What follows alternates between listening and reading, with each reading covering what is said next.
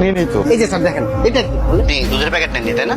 আজ দুদিন হয় আমার ছোট্ট বাচ্চাটা না খেয়ে আছে। করোনার মধ্যে নিজের চাকরি বাকরি হারায় বেকার হয়ে গেছে, কোথাও কোনো কাজ খুঁজে পাইতেছি না ভাই। আমি বাধ্য হয়ে আমার বাচ্চার মুখের দিকে তাকে আমি বাধ্য হয়ে দুধের প্যাকেট তুলেছি ভাই। ভাই আমি চোর না ভাই। এসব নাটক বন্ধ করে। আপনাদের মতো মুখোশধারী শয়তানের জন্য আজকে সমাজের এই অবস্থা। জলদি জীবন নাইলে কল পুলিশকে ডাক দাও।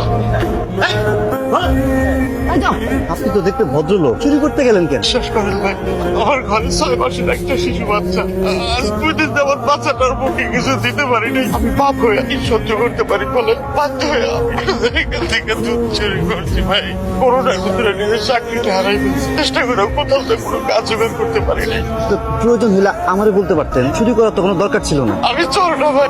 ভাই, এই যে আপনার বাচ্চার জন্য দুধটা দিলাম, নিয়ে যান। চুরি করা মহাপাপ, কখনো চুরি করবেন না। আপনার যদি কখনো কোনো কিছু প্রয়োজন হয় আমার কাছে চলে আসবেন।